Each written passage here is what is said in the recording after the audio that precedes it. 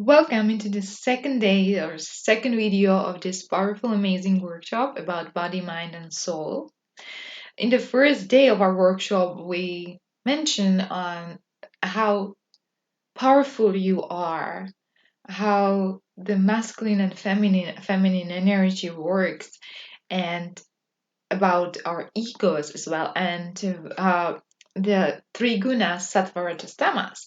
And we also covered a little bit the doshas, the three main energies, which are like manifestation and different combination of five elements in our body and everywhere else. And we finished with qualities of vata. So just to remind you, what is vata? Vata quality is cold, dry, movable, light, and in the astringent for a taste. So what kind of, let's say, what kind of food has this quality? Definitely chips, definitely popcorn, right? This is, I think, the most common snacks or most common thin food what we eat.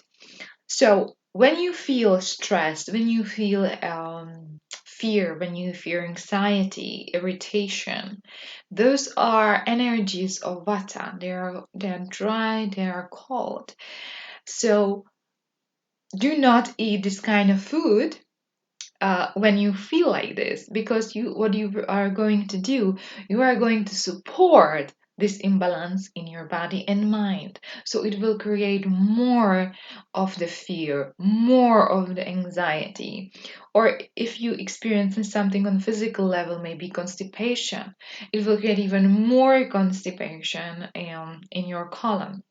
So how we um, balance it back is the opposite quality, right? So in the field of emotions, what is the warm emotion? It's a laugh, it's compassion. So give yourself love. We touch the apyanga. Do apyanga to yourself. But it is apyanga is beautiful spiritual practice. It's done for every. You can do it no matter what. If you're balanced or you're imbalanced, it's a form of self-love, and it's always good to do it because it's a deep process of what is happening during that, and we will cover that another time. Um, so that is what you can do. Definitely eat warm food, drink warm drinks. Balance it with the opposite quality. Where the vata sits in the body. Well, it seats the main seat of this movement quality, the combination of air and ether, it's in our large intestine. So when vata goes high in that place, you may experience constipation. You may experience lower back pain. You may experience pain in the thighs, ringing in your ears, pain in the bones or in the joints. Just an example, there is much more to it, but this is the most common. I think you can diagnose to yourself. So that is when vata goes high, when vata is irritated. Let's talk about the five sub doshas, five sub vatas. And these are prana, udana, samana, apana, and vyana. Well, you may want to remember that, but take it easy, take it slow. It's completely fine. I'm going to explain to you what are those, so no problem at all. You may remember, you may want to learn it a bit because in communication it may be easier. You'll see that just one word can cover a lot of things, so you don't have to end up with hours of explanation. You just say a word and everything is clear.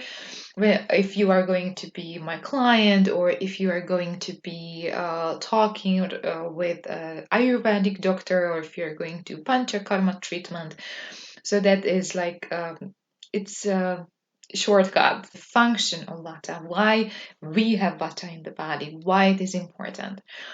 Vata, the function of Vata, all of them.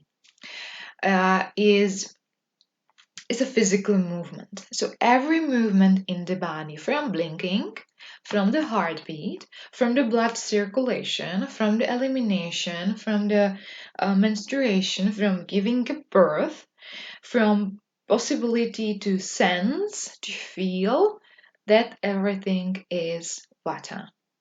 And it's also, if it is balanced, it brings the clarity of thinking, it gives creativity, and brings happiness.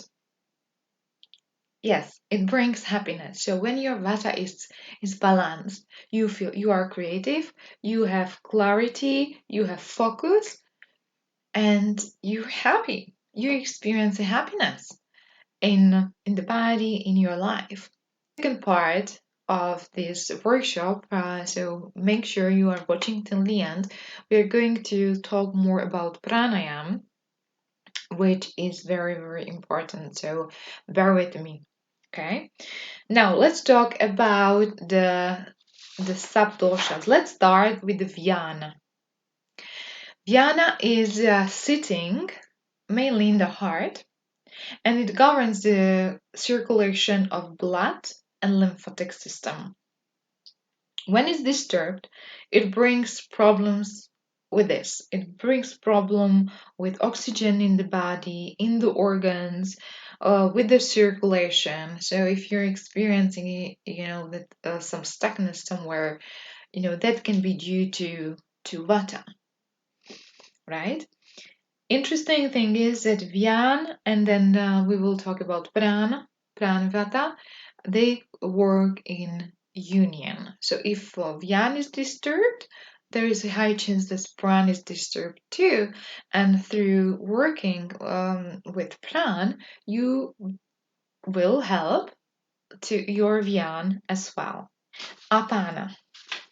I'm going very quick because you don't have to know absolutely everything in the detail, just what is necessary for your workshop. I also don't want to overwhelm you, so don't worry.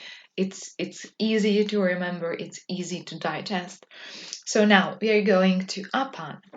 Apana is nice. It's very nice energy actually, and you will see why in a few seconds. Apana sits in the pelvic floor and under the belly button. Actually, everything what is under the belly button is a problem of apana. Everything what is around a lineal of belly button, that will be saman, which will be the next we are going to talk about. And what is above is the prana. Apana sits in the pelvic floor and mainly the large intestine. So it has its functions which are connected to these areas. So it's elimination of the stool, of your urine, elimination also of menstruation, ejaculation. If you are experiencing premature ejaculation as a man or premature orgasm as a woman, that is apana. That is your apana vata is disturbed. It's not in harmony. Um, Painful menstruation, any problem which is connected to menstruation or sexuality is apana. So if apana is strong, you are, or your sexual drive, your sexual power, sexual, or the force or the sexual energy is strong. So the how is it called? The thing is sexual taste is strong. If you experience a lack of, like, I'm not in the mood for I don't know how long to make laugh, that may say something about weak apana. Also constipation or diarrhea.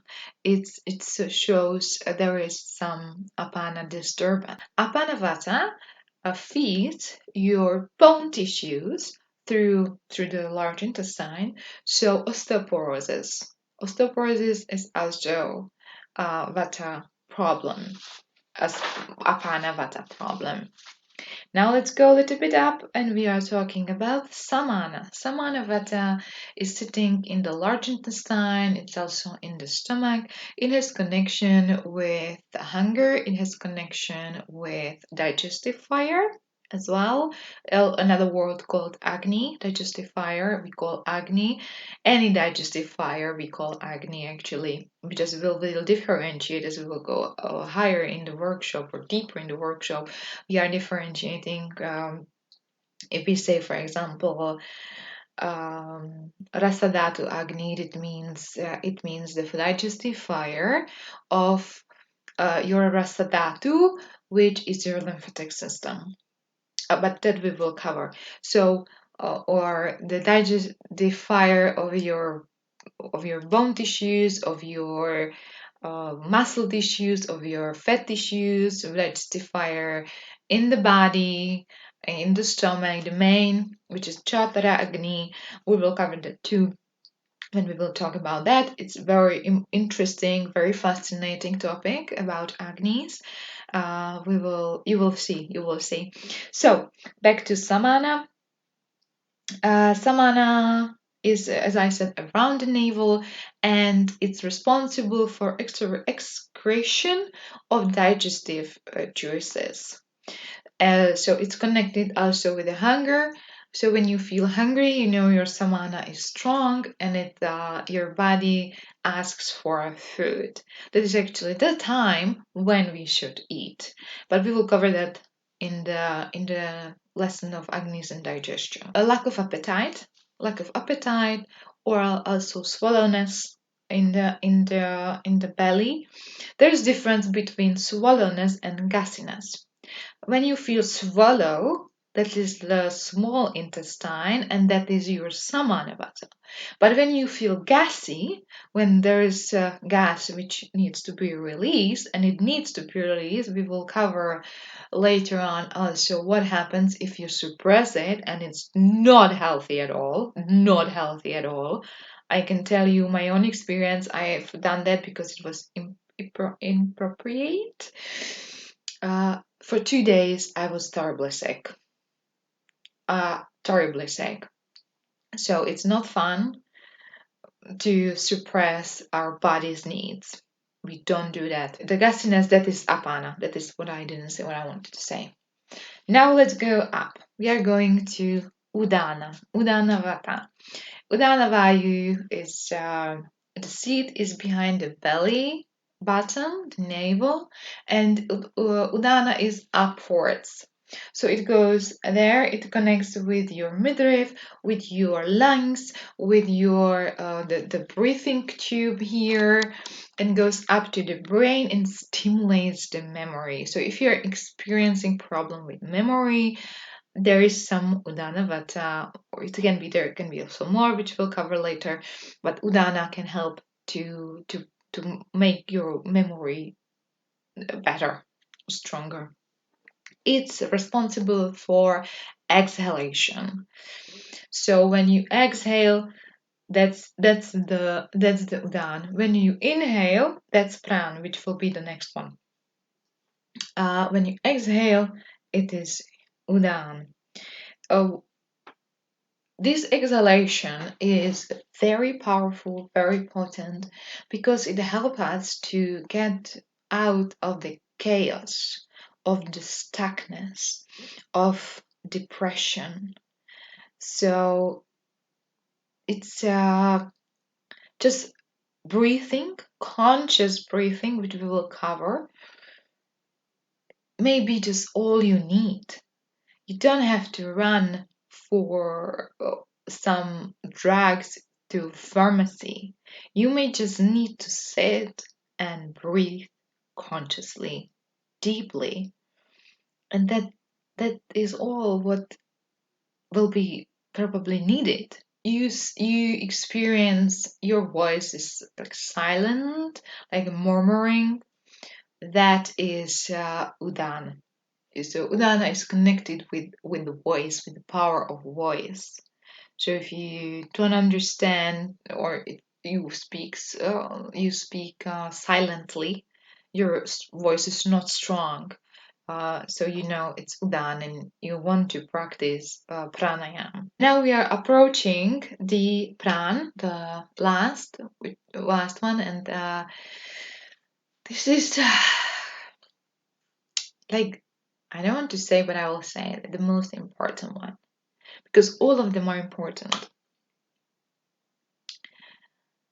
Prana, pranavayu, or pranavata, it sits in the head and it goes down through your throat, breathing tube, lungs, midriff, or heart to the midriff.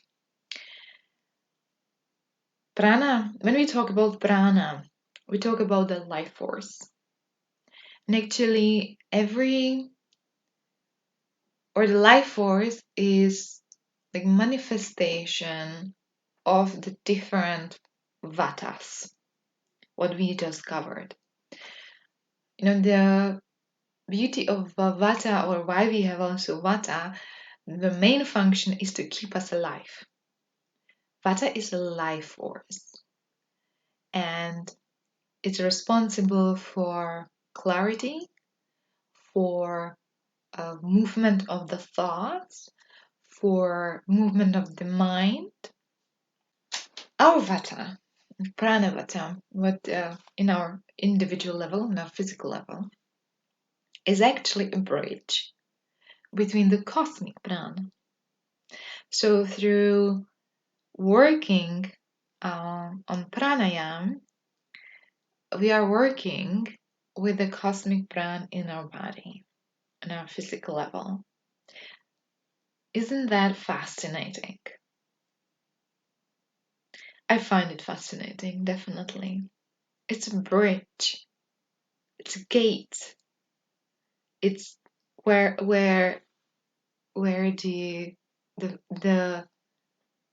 the microcosm is connecting with the macrocosm. Prana is a movement of the thoughts, and if you are in the or spirituality, or it doesn't matter actually, if you're experiencing like movement of the thoughts, a lot of thoughts, that's prana. And if it's a lot and it's disturbing you, it means the prana vata is irritated, aggravated. So when it stops, or when it's calmed down from this, like, what happens in your mind is something what is very difficult, I would say almost impossible to describe by words. But imagine it's like, I would call it orgasm of the mind. It's so blissful experience. I have this experience. It was just second or two, but it felt like long. It was so great. It's it's it's bliss. Bliss. Imagine bliss in your mind. Like literally orgasm of the mind. That is when the prana stops. And that is what most of us in spiritual field, but not only in the spiritual field, I think everyone loves this calmness and peace and bliss experiencing in the mind, on the mind level. Then it's going to in the body, but the body is not important. You don't feel it. It's not there. Just this feeling of bliss is there. The pranavata is disturbed, what happens, what you can experience. So obviously there are a lot of thinking. You can experience also problem with the lungs. When the vata is disturbed, you may experience a lot of stress. You may find yourself under a lot of stress, fear, irritation, also anger. But anger itself is a pitta, but it's a psychological experience. It irritates vata too. So, for example, For example, I've been in India for a month. We came back recently. There was like 30 plus 35, 38 degrees, humid weather, beautiful for me. I came here back to Hungary into the cold, and my vata went very high. My skin went dry, constipation experience. I felt cold, and my beautiful boyfriend decided that he is going to change the air in the flat, and he opened the windows. And when the wind touched me, I was like, "What the hell are you doing?" Close it immediately. My vata went high with my pitta went high. We closed it, and it was good. It was immediately calm down. So that is live experience when vata and pitta, like, it comes together. And pranavata is disturbed, but that is connected also with udana vata here, because prana udana, like, they have the same wave or path. Problem with lungs like pneumonia or asthma, hiccups as well, or excessive burping. If you burp time to time, it's normal, it's okay, it's healthy, but I'm talking about the excessive, like when it is a lot and you don't know why it's happening. So that is pranavata, or it can be udan, but mainly pranavata issue. So that is what we covered about vata, very briefly, very quickly, but I believe it was enough and a lot of information. And now take a couple of minutes break, and we are going into the second part of this lesson, and that is the science, the art of blissful life, the pranayama. And welcome back. And let us dive deeper into the science of pranayama. Why we should practice pranayama? Why should we have good friendship with pranayama? What are the benefits of doing the pranayama? And of course, I will also show you or teach you one of the techniques which is very, very, very powerful, used by many sages, many gurus in many spiritual schools and courses. So you will get also your practical experience here. And if you're interested deeper into another types of pranayama, then I do that in the person workshop, which will be for a week, and in my coaching program as well. So if you're interested in that, you can just text me or approach me in any way you would like to, and we can discuss the details. Now, pranayama. What is pranayama? Pranayama is conscious breathing. It's taking control over your breath. There is several ways, dozens ways of the breathing techniques. I will show you very easy one. Everyone can do it, so no worry. It's very easy to perform. Through practicing the pranayama, we are going to get ourselves know in a deep level. It's going to bring something new, something what is your nature, it's your gift, but you may not be experiencing it, or if you are aware of your gift, it will even enhance them. So for example, creativity, or any artistic quality of yours, um, it can develop in this sensitivity of energy, which means that you will know much better that something to do, it is good for you or not. So it strengthens the intuition. Doing pranayama means be in the present, because when we are sitting and are conscious of the breathing, we are here and now. You're not in the past, dwelling and thinking of what could be, where we could be, how it could be, if we would do this and that. We are not in the future thinking of what shall I do, how shall I do, what will happen. We are here and now. It brings happiness. So if you're experiencing some kind of unhappiness in your life, that means that the prana is not vibrating correctly in your nervous system, in your body, in your mind. There is distortion. So through practicing pranayama, especially this one that I'm going to share with you, you will balance it. The interesting thing about prana is also that it's a connection between body, mind, and consciousness and your soul. Also, thanks to prana, the Purusha and Prakriti can connect and make the creation. If you remember the first video, I was talking about it, Purusha and Prakriti concept, which is the Purusha is the unmanifested, is the still pure transcendental being, the highest truth, without choice, without anything. It is just it is, and it's passive. And Prakriti is the female energy, the one who creates and commands, gives this order, and it's going to be like that, not in an unhealthy way, but a healthy way. So when your desire is, I don't know, for example, to run 7-figure business, then you say, I am the owner of 7-figure business. And so it is. And it is done. That's the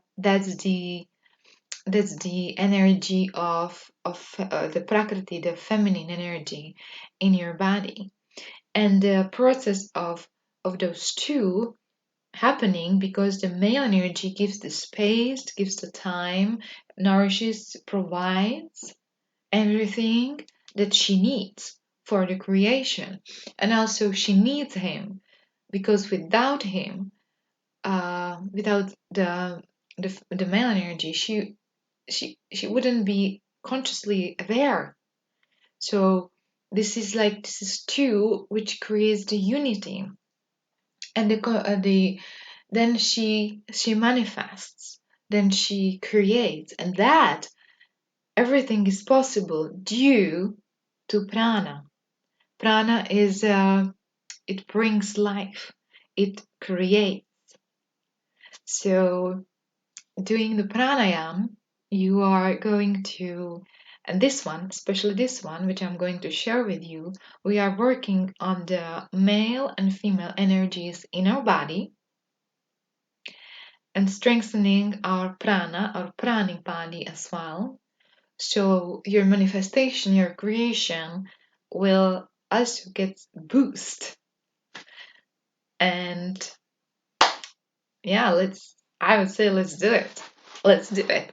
So very easy. You sit with your spine straight. We will have closed eyes, but for now, I'll show you. You will take your thumb, I'm using right hand, your thumb, and you will close your right nostril. Yes.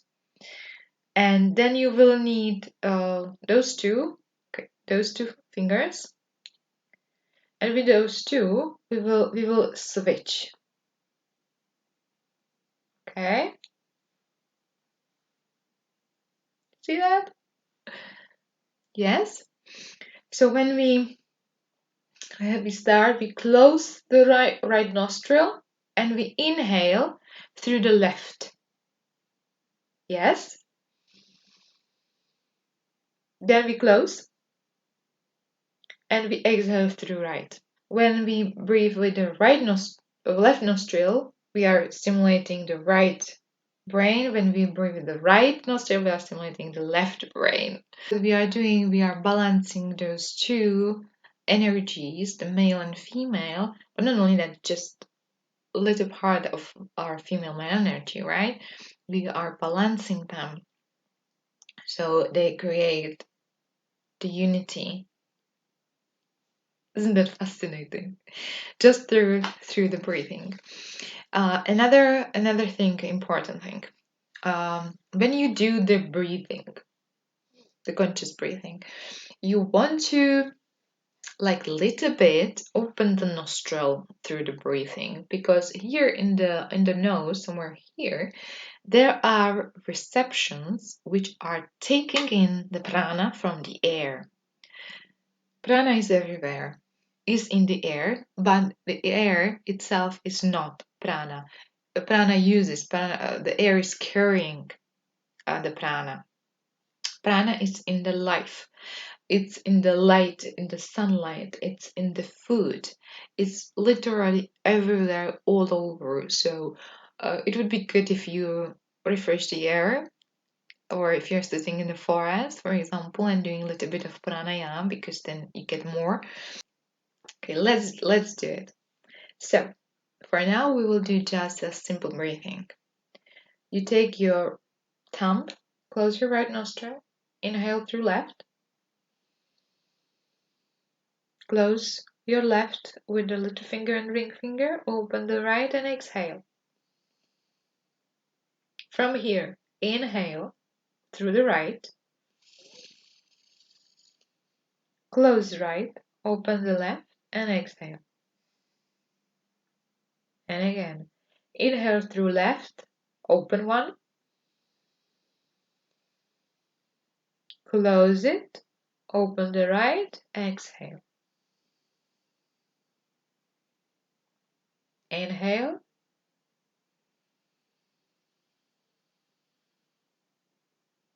open the left, exhale.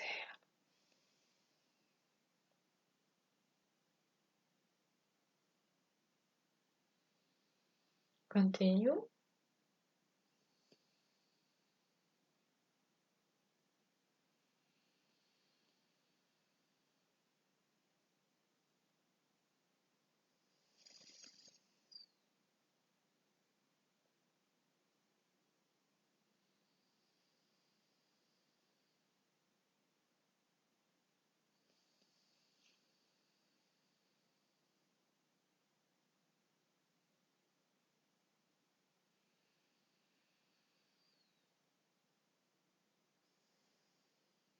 Very good. Now, from now on, put our attention and awareness in the nose, in the here. When you like opening a little bit the nostrils, just put your awareness and attention on the prana from the air. When you breathe in, you take in the prana, and what you do, just let it how it feels in the body. You will maybe need a little bit more breathing, more breaths to, or maybe you can experience it right away. It's okay. Both is okay. You may take a little bit of more time, or you may experience it immediately. It's good. You just want to keep practicing. Okay? So let's do it. Let's start. Close the right nostril. Inhale with your attention. Don't worry. Open your belly. Breathe there. Close. Exhale.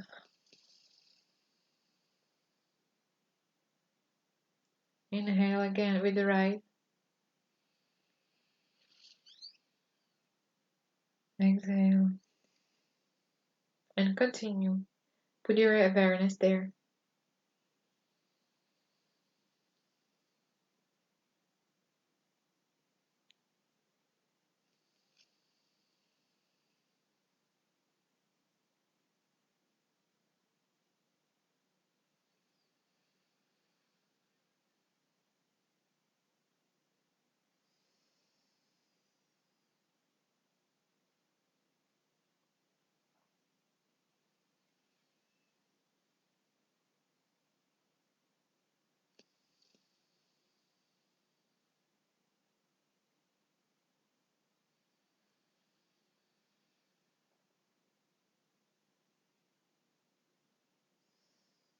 attention.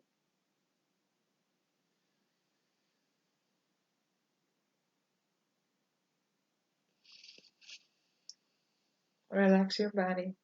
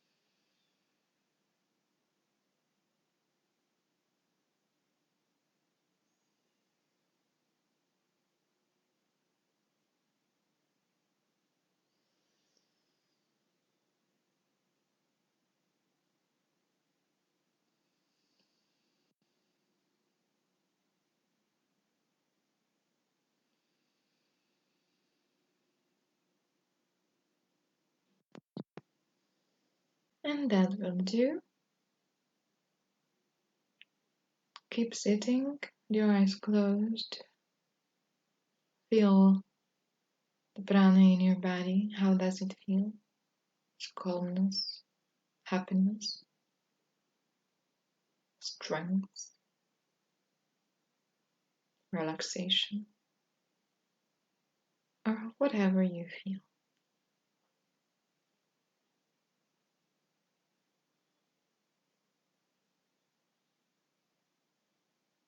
You may feel the gratitude for this practice, for this experience.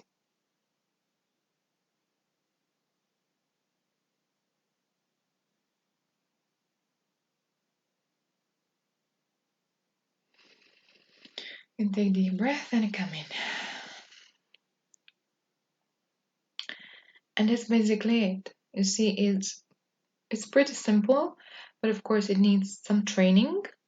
Um, you know now how to do it, so please do so every day as long as comfortable. You can do it for 5 minutes, you can do it for half an hour, but that's too much. So start slowly and enjoy. By doing this, you are doing a huge favor to yourself, to your nervous system, to your cells, to your body overall, to your tissues, to everything. It's a healing practice.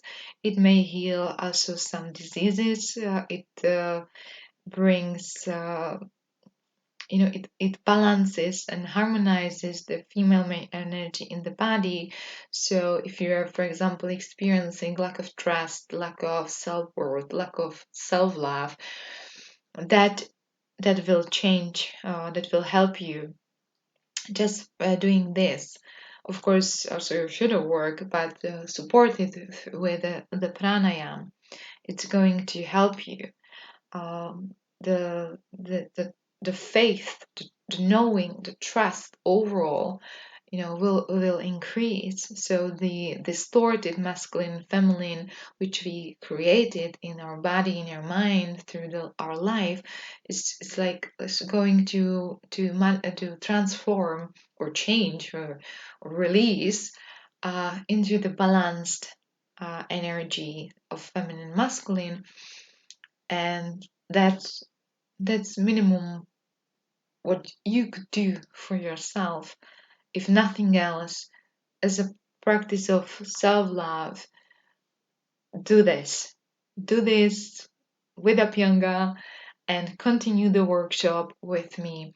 If you feel like you want more of individual session, you want to jump on me with me, you want to jump with me on the call, then text me. We can of course arrange a session together where I will help you, support you with your limitation which you want to get rid of. or if you are interested in spend 1 week with me in the retreat, then of course as well I'm open to give you information. It's not yet public, so you will not find anything except you ask for it right now. But I will definitely invite you, make invitation and opening in a little bit of time. So that is everything for today. Thank you very much for being here. Let me know how you liked it, how you enjoyed it, and how you felt. How you felt. It may also trigger some beliefs, it may trigger some limitation, it may bring out some negative experience, memory, which is very good. Then you can finally work it out, right?